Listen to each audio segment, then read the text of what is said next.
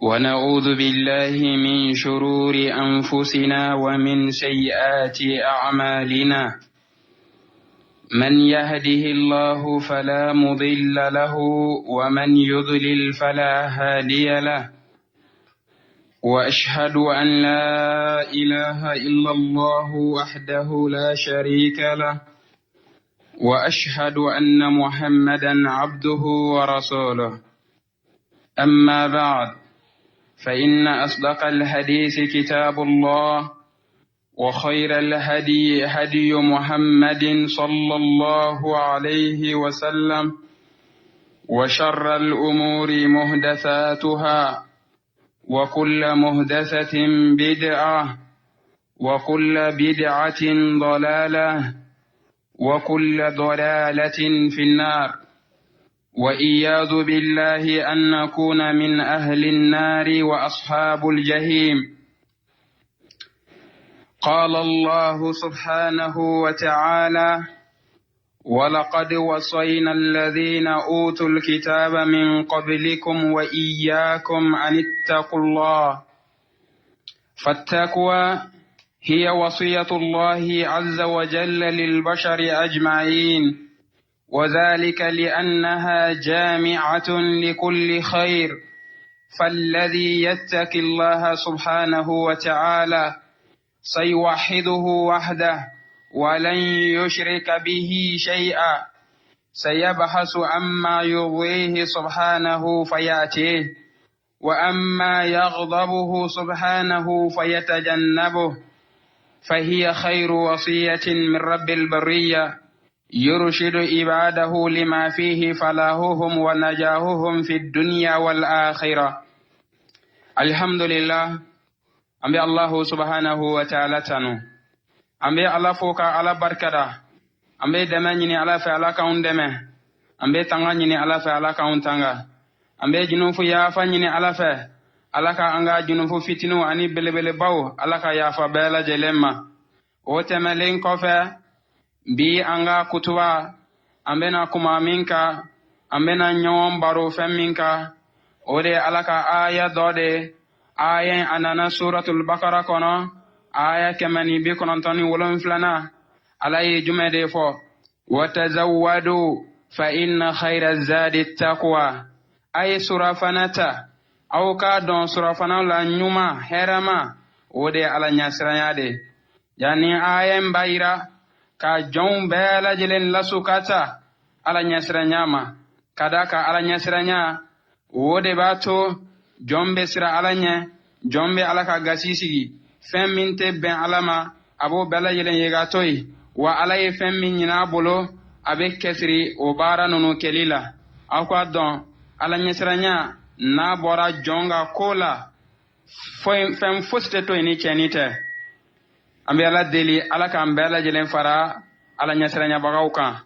ala ye o de fɔ, ala ye an bilasira ko an ka surafana ta, surafana la ɲuman, surafana la hɛrɛma,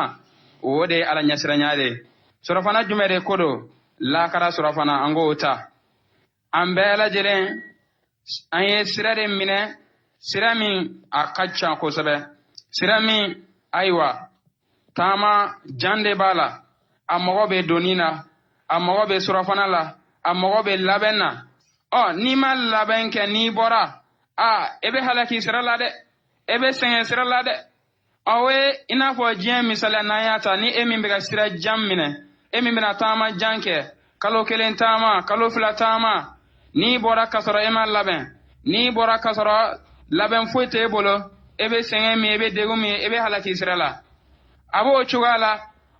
Nin kɛra diɲɛ misaliya ye, an bɛɛ lajɛlen tabaga don ka taa lakara. An bɛɛ bɛna taa ala sɔrɔ. so 2 de jɔlen don, so 2 labɛnlen o bɛ an ɲɛ. so fila min filɛ, imma aljanna wa imma nar, imma i ka so ka kɛ aljanna so ye, imma i ka so ka kɛ ɲangata so ye, o min ye jahannama so ye. An bɛɛ lajɛlen ɲɛsilen de o de ka taa. n'o de don an ka kɛsiri ka surafana ta, surafana la hɛrɛma ɲuman o ye ala ɲɛsiranɲɛ, an ka sira ala ɲɛ. o de la ala ye o de fɔ suratu nisa'i kɔnɔ: walaqad wasayna alladhina utul kitaba min qablikum wa iyyakum an ittaqullah. an ye sarankana kɛ ka sarankana di mɔgɔ ma, kitabu dira mɔgɔ minnu ka kɔn aw nali ɲɛ, omni ye yahudaw nasaraw kitabu dira moga munu makakon aw nalinye aw kiden manto nalinye anye sarankana di uluma wa anye sarankana di aw fanama sarankana ye sarankana jume anittaqulla aysrani alanye Allahu akbar alaye folo mogo ani labana mogo ka bela jelen ladeni alanya siranyade ko anga sira ale alanye walla alanya siranya min fila niye alaka sarangana kaye alaka bilasirali de danfen bela jelen walla alanya siranya min fila here bela jelen kafolendo alanya siranya de hono walla mowa min be nabe sira alanye wotigla mogo abe alake kelen ate foi batoga fara alaka ate alato igata boliufe ate alato igata kulna filaufe ate alato igata demeni ni fewrala ate oke ika donga fa alebe alakele bantia abe alaka hake dama inafo ala ya nyini chogamena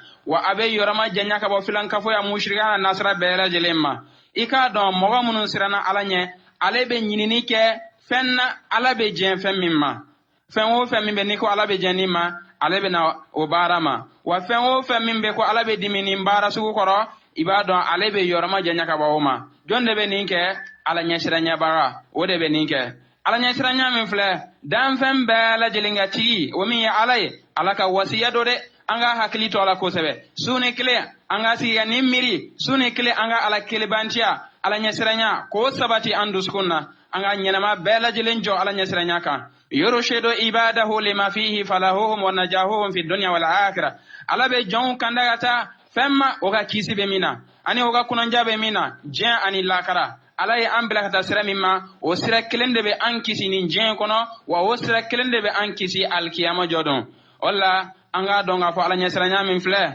wa samantiyaba de bɛ ala ɲɛsiranya la sharafu taqwa wa ahamiyatuha ala ɲɛsiranya a samantiya min b'a kɔnɔ ani nafa minnu b'a kɔnɔ o la ala ye o de fɔ suratul bakara kɔnɔ tuguni wa tazawwadu fa inna khayra zadi taqwa ko an ka sura fana ta surafanaw la herama ko ye ala nyasiranya de wattakuni ya ulil albab ya aw mun ya hakli dungaw ye aw ga sirane nye subhanallah ala ko aw mun ya hakli dunga ni hakli be awla ay sirane ala nyade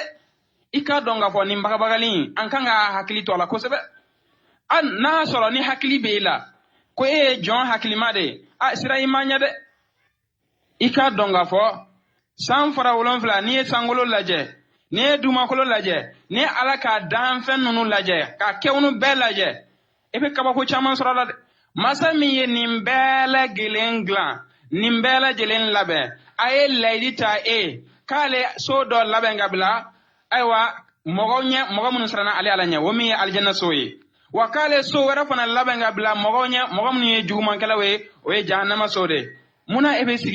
sigi ete aljanna nyini ebe sigi ete yorama janya wata somama muna iya ke kulongaye e nyina na lakara koko e imaka kuma kan be fili kofe ina fa koko foite subhanallah ni yorola ika donga fo hakilitela ni kumbe hakilitumbela etumbe sira alanye wala alaye wode fo aw munumbe ni hakili dungowe aw hasra nenye wala aranya sira nyamin fla ja alayhi surafana la heramaye jonga نعم على يود سورة يونس كنتوني ألا إن أولياء الله أفضل أول منك ني على ترو ني على كجنمو لا خوف عليهم سرنيا تولوكا ولا هم يحزنون ووتفجنوا فنا الذين أولو يماوي آمنوا من لمن نعلم وكانوا يتقون وكرا على نسرنيا جوميد سيواتي الكياما واتي وتسرا سرنيا توكا فجنوا توكا وتهمي فويلا ika donga fo nuye ala nyasiranya jonde ni ba feka ni daraja bayin soro ika sira ala nye wala ala nyasiranya min fala ala yo ke mizani ye chembe sumoni mi ye armadu belegelen sumoni ni ye ami ala dele ala ka fam ko nyande am bela jelema ala nyasiranya ode ko do wode nyinnendo ala nyasiranya be jomina wa o jonde kabsa ala yoro o jonga daraja kabu ala yoro ka teme mo bela jelenka ai dambe tigi kote ala yoro aywa anye ni aywa dambe tiguye anga kabila bade do anye mogo bawe ayi woten nafake ala yoro wa ne nafolo tigiye woten nafake ala yoro ne joro tigiye woten nafake ala yoro wa ne lako donendo jien fantan nani belegre ayi nin site nafake alkiyama jodon mimbe en nafa mimbe joro dima ala yoro wode ala nyasira nyade wala ala yode fasuratu hujurat kono inna akramakum indallahi atqakum ika donga fo awla mo swazelen awla mo ko baw mo mo ni jora batiuro do ala yoro we ala nyasranya jongo de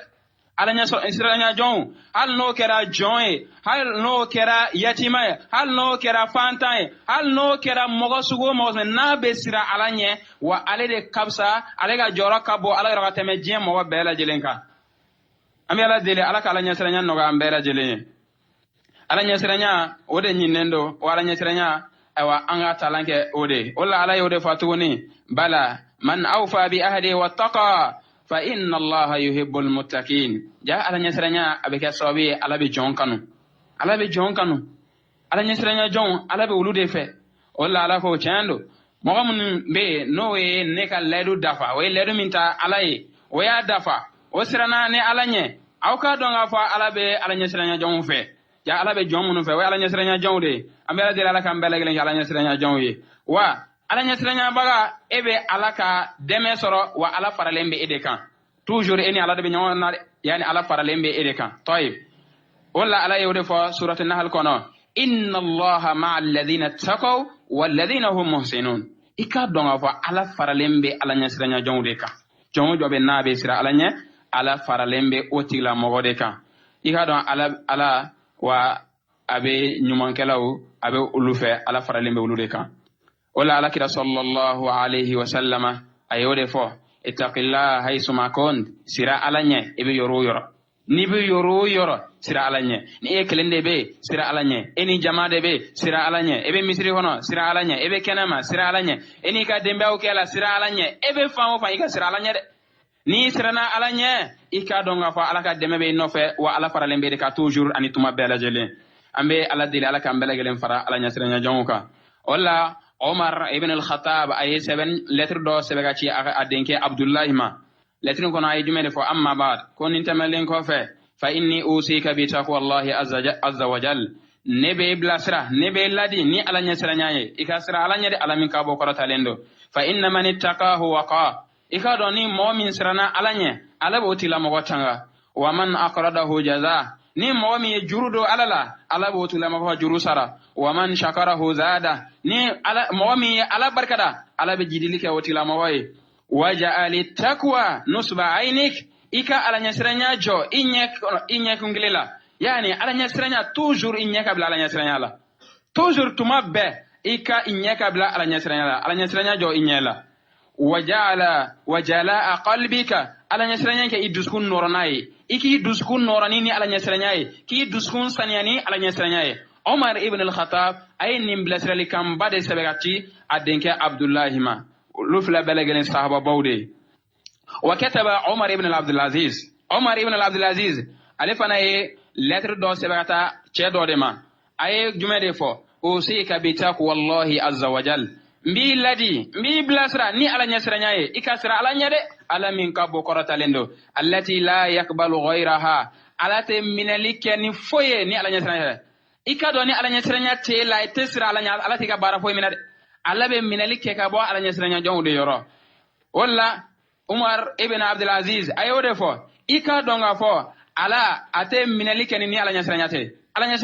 ika kola ala tika bara mine wala yarhamu illa ahlaha wa ala te hinay jon siuma fo ala nyasranya dungo ala be hina uludron la de tange ni masra ala nya ni sara ka to ka sora ete sra ala nya e ma ala ka down siglen kolosi e ma ala ka yamara kan kolosi ala te hina la de toujours ambe ala ka kuma kan dotti aka an yere nega nay e ko inna allaha rahmanur rahimin ko ala hina bago bela hina bago ko ala be hina an ga ni filinu no ay mununke he ibe yere nega la de inna allaha shadidul iqab yalla ma wome ala de nyangata gelamanti gide mo ni sara flanka fo yaka ni sara ala soza bauka ika donga fo ni masra ala nya ala te hine la de ala ka hine o kerengelendo ala nya sira nya jonde ambi ala dele ala ka ambela gelen fara ala nya sira nya jonka ayeni letrin sarahna bain sabata chema ko wala yusiba illa ahlaha ala te saradi mawasiuma fo ala nya sira nya dungo fa innal waizina biha kathir Allahu akbar ko mogo mun be no be mogo wajo o be mogo blasra ni ala nya sira ko o kacha beba fo ay sira ala nya beba fo ala sira ala nya muso ba fo dimsonu ba fo chawra ba fo kala mbago ba bo mo mun de kalange o beba fo ay sira ala nya ay sira kala sira ala nya sa o bele jelembe nin kuma ga ko nin fo bagaw o kacha mo chaman de bani kuma kan fo wal amilina biha qalil menga mo mun mega baraka ni ala nyasranya wo ga dogode subhanallah kuma en fo bago akacha menga mo min mega baraka ni ala nyasranya e ko o ga dogo Omar ibn Abdul Aziz abaga ni kuma kanun de sebata chema ja'alani Allah wa iyyakum minal muttaqin alaka nini au balagalen ka ala nyasranya jonwi walla ibn al-qayyim rahimahullah alifana yode fo tumana mina ibn aun aywa chadore nana lima aye chen bilasira o fakala alayka bi taqwallah ko mbe mani emani ala nyasranya sira ala nyade fa innal muttaqiya ikadon mo mi misra ala nye laysa alayhi wahsha siranya te otila mogoka fujunu te otila mogoka yani aduskunte nyenafi kada kala nyasranya jon toujours ala be wulu duskunna toujours wuluni ala de be barula o duskun nyenafi tamine siranya tamine degun tamine toujours ala faralembe ulude kan wala Sufyan Sauri ayode fo ko in ittakaita Allah kafaka an-nas ni sirana alanya ala bi wasa mo toroma ni sirana alanya ala bi wasa ba mo toroma naam alanya siranya de beninke wani takaita an-nas mani sirana mo nyaka ala toyi lan yughnu anka min Allah shay'a mo bele gelen faranyonga wotisika foi karika bo ema ala kala tigawla wotseka ikarika ba foi ma ala kanyanga tala wotseka ikarika ba foi ma jen degun la ala min latiga e ni sirana alanya e wasasoro meni ala toy kasra danfen nya ka ala toy eba ke danfen we eba to danfen we ebe kuma fo danfen ye ebe kuma to danfen we e gon be sira danfen de nya ka ala toy no kera e nyanga ta soro walla anga don bawo o to me wode fo ko mogo mo ni sirana alanya fembe be sira nye ni sirana alanya fembe be sira nye me ni sirana mogo nye ika donga fo ebe sira fembe nye ni ma sira alanya ebe sira fembe nye ni fembe do de ni sirana alanya fembe be sira nye toy ni ma sira alanya ika donga fo ebe sira fembe nye ete la fere ambi ala de ala kambela gelen fara alanya siranya jongo fuka walla kiden sallallahu alaihi wasallam toujours atumbe aka duwo kono atumbe wode fo allahumma ati nufusana taqwaha kiden tumbe ne fo ala ika dilike anni ko mani alanya siranya ko di anni ko anni ku ka niye mimbe sira alanya ya subhanallah wa zakiha anta khairu man zakaha alaika anni kun sanya ka bo flan ka foya ala soso junbu bana fitini be ka sanya ka ala ede sanya alkalaw bo la heramay alaika anni kun sanya anta waliha wa maulaha ada ede nitigi wa ede akuntigi ede atanga bagay ede amara bagay ala ikanike kidin tumbe ni ndo bayinde ke ambe ala dira ala nyasranya do ambe ala gelen garsegala ala nyasranya ode nyinnendo wa ode surafana wala bilibili baye jombe minke ni njen kono alkiyama jodon e ambe ala dili ala ka surafana nyumando ambe ala gelen garsegala wala ko jon o jon ni taraka ala suraka sara e masra ala nye ika donga fo ebe nimsa minti nafake ka nimsa fendola ate nafake watimina wala ni njen kono iyera kolosi ibn al-qayyim tumana mina abaga fo ala nyesrenya hakika yi jume ako mangutu kon nana ko ala nyesrenya hakika yi ode al-amalu bi ta'atillah al-amalu bi ta'atillah ika barake ni alai ika barake na batuli ika barake ni ala batuli naam imanan limanya wahtisaban ka sarannata ala yoro subhanallah alay yamada kam min fo iko barenke wa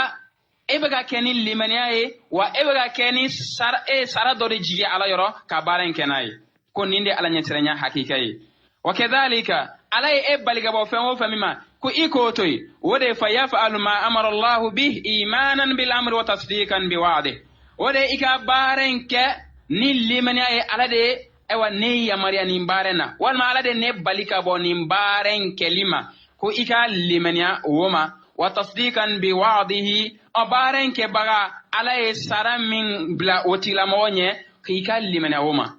abaran nyuman kelaw ala aljanna sara nyuman ayode ledu tawle ika dawola ika limaniya sarama ki ka baren ke ni o chowe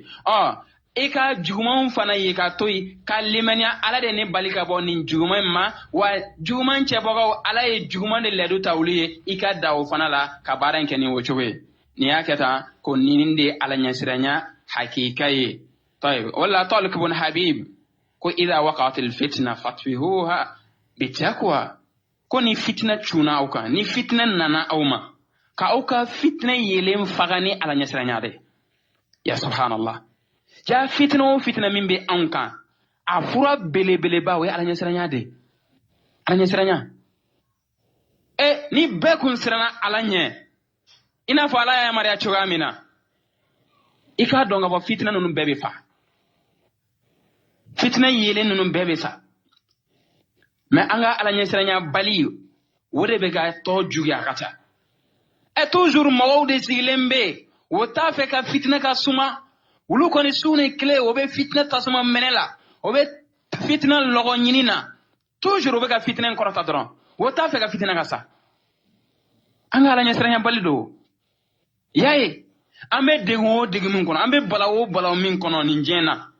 abela jele mborara jume anga alanye siranya baliya ode nanay wa furate do wede anga sira alanye nan sirana alanye fitna nunu ile mbebe fa min sirana alanye siranya hake be dusuna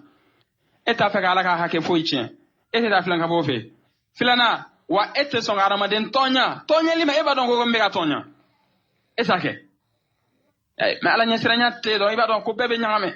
subhanallah amela dira laka fam ko nyumandi ambela jelema alanye siranya ala ko do ambela jelen garzegala ore ko wama takwa ko alanye siranya ay jume alanye siranya obega alanye siranya min fako ye jume alanye siranya te do werede anta amala bi ta'ati llahi ala nur tika ala bato ka baraka na ala batuliye noroka yani yelen doka yelen min bora min Allah ala yoro kirina nani bato chachuga miye eka ala bato ni ochowe tarju thawab Allah ka ala ka sarajiya wa tatruku ma'siyat Allah ka ala soso yekatoi ala nur min Allah nore min bora ala yoro yani ala de nim mbaliga bonim baran kelima ika keni wo doniyae takhafu iqab Allah kasira ala kan nyangatanye ninde ala nyasiranya hakikae an yajtahid al-abdu fi tarki dhunubi kullaha sigariha wa kibariha jonga kesri abatul ala batulila ala soso junubu ko yekatoi fitni ani bilbil baw be yekatoi wa yajtahidu fi ta'ati kulliha ka kesri ala batulila ala bato bela jelena wajima fam bela jelena wan nawafil mastata anin nafila la isigo damaira ikoke ninin mangutin dafara jomina famisli hada yastahiku ismul muttaqi nin watila ala nyasranya togobe aywa wajibe kan yani eni ala nyasranya togoka kan ni ka la ala kira nin chogoy ambi ala deri ala ka ala nyasranya do ambela yelenga zegon olla ala nyasranya abe keni fen dama yi fen folo ika ala kanu ala ka yamara kan fen min bina ika kanu ika donc woni ala ka yamara kande aflana ika ala kolosi ika bara bela jelena ika la ala bela jelena ni be yorura ibe la lo la alamina ika ala kolosi o kuma kora jume toujours ika somi soro e ala nyebenela toujours ablay kona ala nyebenela ni daraja in jon niya soro ika donga fo ibe lafiya ika ala sosobe dogoya ika bara nyuma bebe kalasi ala yi ni jora batola ala nyebenela da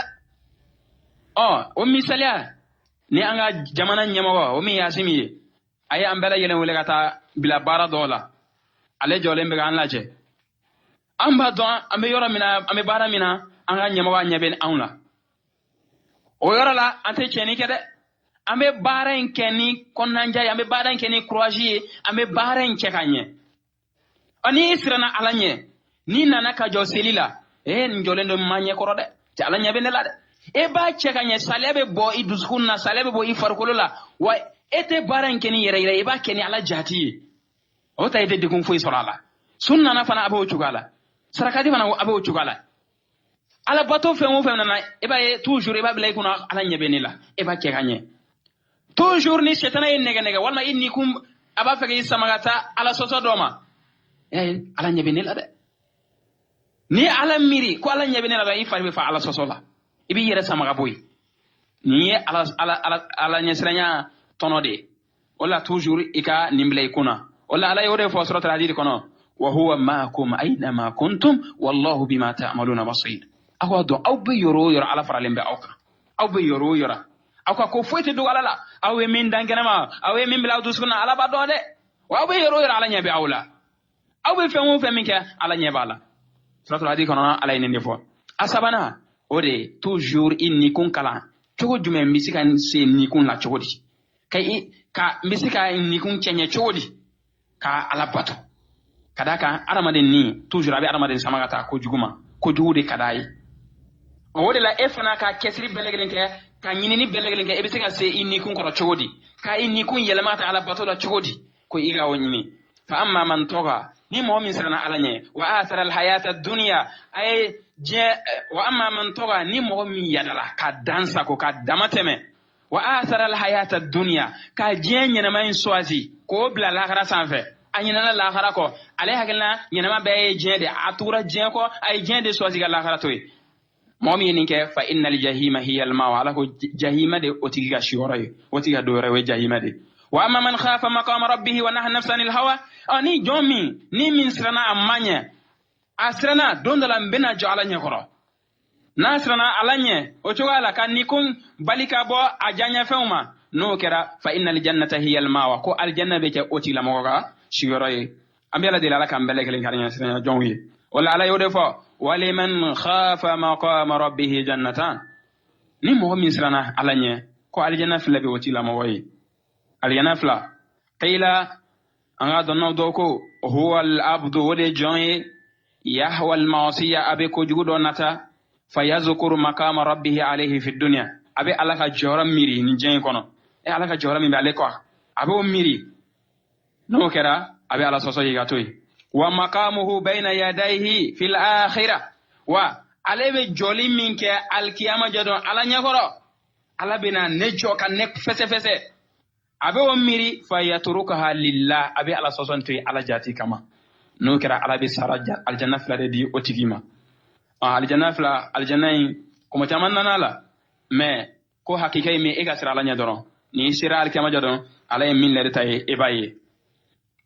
aqulu qawli hadha wa astaghfirullaha li wa lakum wa lisa'iril muslimina min kulli dhanb fastaghfiruhu innahu huwal ghafurur rahim.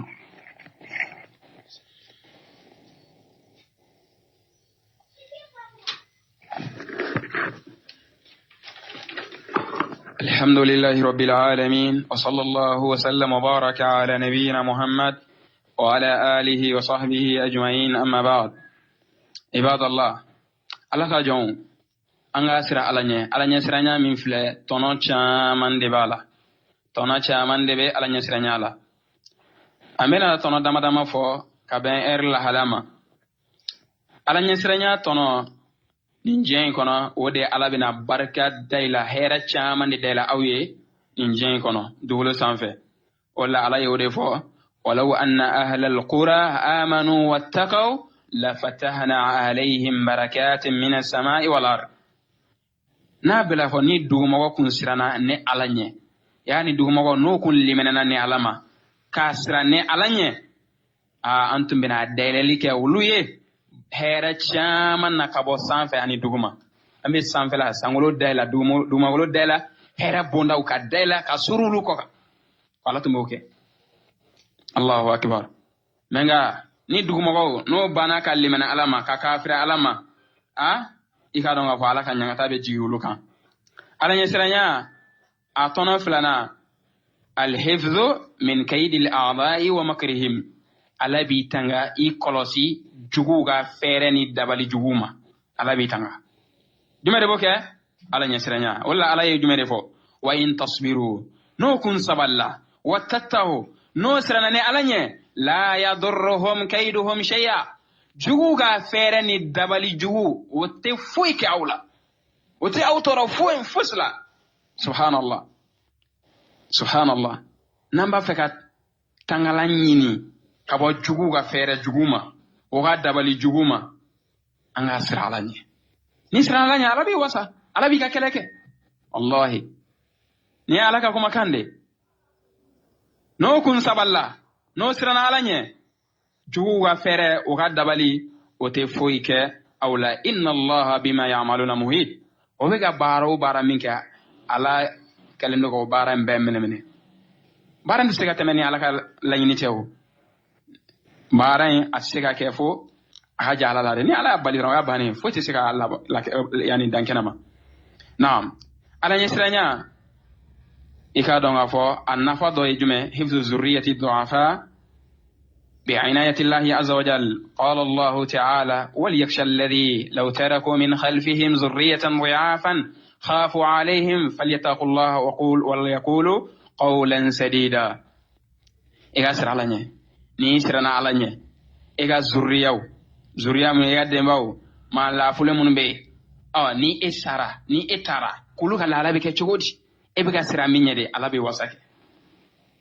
من درو إيغا سر على ني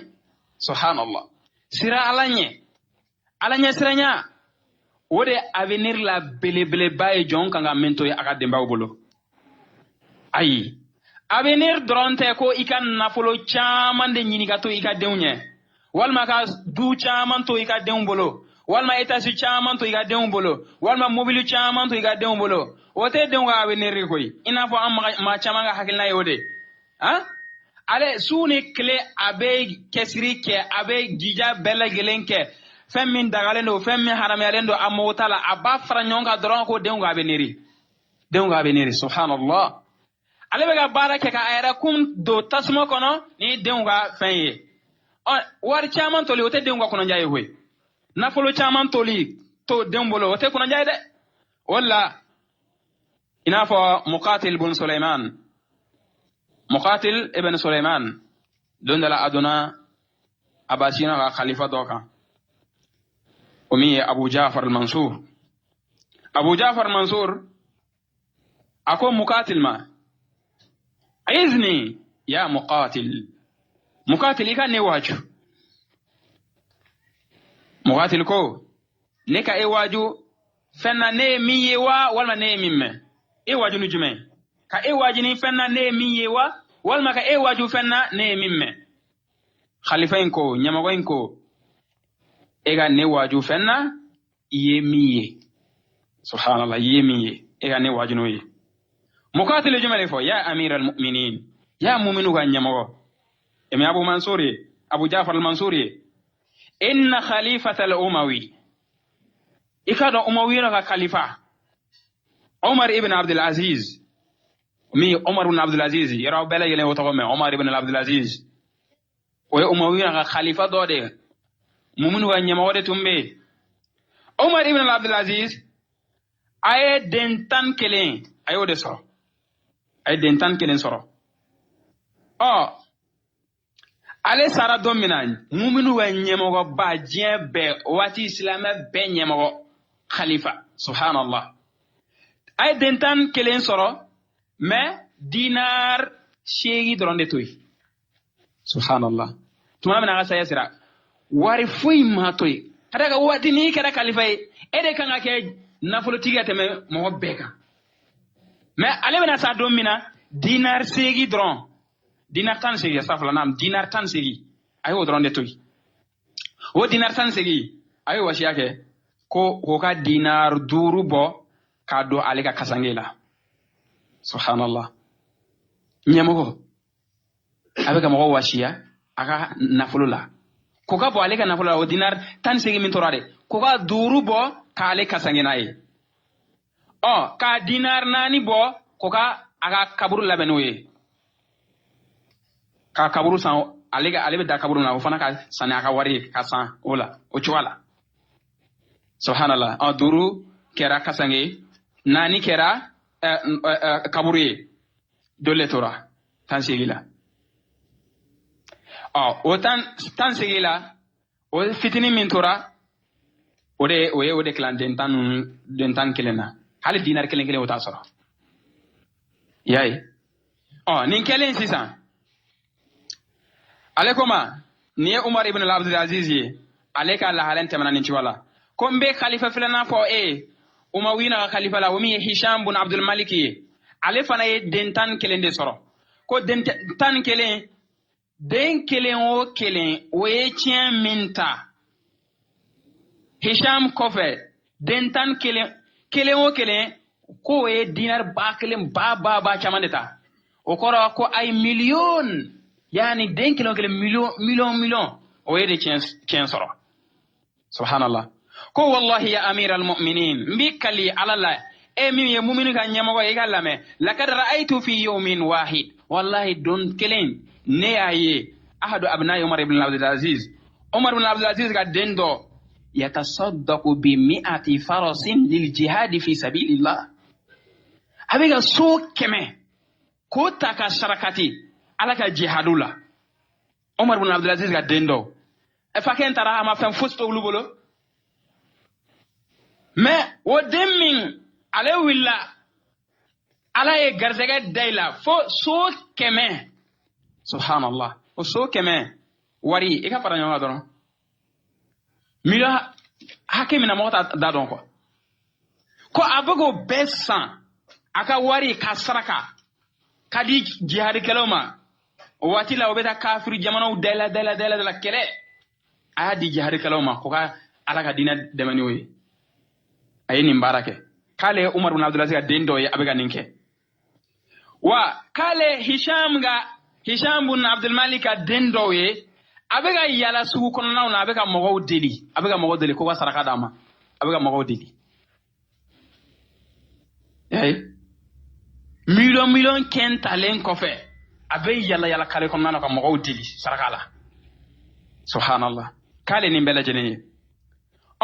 ko domina umar ibn abdul aziz na bina fatu ko mogo taraka umar ibn abdul aziz nyininga ninke mun kama fanjumere to idembolo aka saya glanna mogo ya nyininga umar ibn abdul aziz jumere fo ko ne ala nyasranyade to lubulo ni ala nyasranyade to lubulo no kera mogo nyumawiye fa inna allaha yatawalla salihin ala bina mogo nyumaw ka kota ala nyasranya jon ala be ka ko tigiye ala de be wulu deme ala be wulu kisi ala be wulu tanga ko bela jelema ne ala nyasranyade to lubulo no ma ke mogo nyumawiye nete nafolo foi toy nafolo membe wulu deme wa chenila ne woni dento nin fela la kelene do imma o ga ke jon nyumo wi alanyesran jon imma o ga ke keni kelawi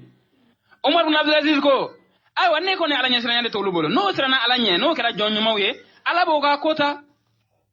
ala bo wulu deme ala bo wulu tanga no ma ke jon nyumo wi nete nafolo foi toy membe wulu deme wa ko jugula ne umar ibn abdul aziz ga ewa kuma kande ya wodela ako khalifa masira alanye ika mogo marani alanye siranya de ayini ndef ambi ala dele alaka famu nyumande ambela jele mayara sira inshallah taala ambena in kuma kan kelen lakale ka kuma kuncheni ode alaka alanye siranya abe tono min di arama demma tono bawde be anda masala manga ciwa kama inshallah taala ambena kelen fo kadan wala ala nyesranya wode be ke sababiye jonga barabe mine ala nyesranya wode be ke sababiye jonga barabe mine jombe ke jon kono ndiye jien kono ani lakara ala jumere fo innama yataqabbalu Allahu minal muttaqin ika donga fo ala be minali cheka bo ala nyesranya jonde yoro walla anga salafu mo nyumon temele wulukum be sra est-ce que ala be wa bara mina wala te wa bara mina e ga donde ni te sira ala nya ni ma ke ala nya sira nya jonye dai ga barate mine wala nin kanga an kanga hamini nakata me fembele gelenga abdullah ibn mas'ud atome refo anga salafu do mo refo ko jonga sira e ka bara mineli e ka sira nya bunya bara mineli ke ka bara mineli kanga teme bara era kelika ye bara min kede est-ce que ala ba mina wala ta mina e ka sira wonya ka teme bara era kelika subhanallah wala fadalat ibn ubayd ay jumere fo ko wallahi ala ka bara kele miskala zarra fenkise kele dogaya dan bara wonyon bara kele ala ko mina nebolo wode kadi negateme jena kono fembe kan kele ala ko mina nebolo wode kadi negateme jena kono fembe legelenga asrola kani ayen kala ko awma mewa ala ko inna ma yataqabbalu Allahu minal muttaqin ko ala min alika bala nyaslan jawde yoro bebe wosoro Omar yani Abdullah ibn Mas'ud alifane wonyo nande fo ko wallahi neka donko ko alay barakelen do minen nebolo o kadi nega teme dukulo fa sanika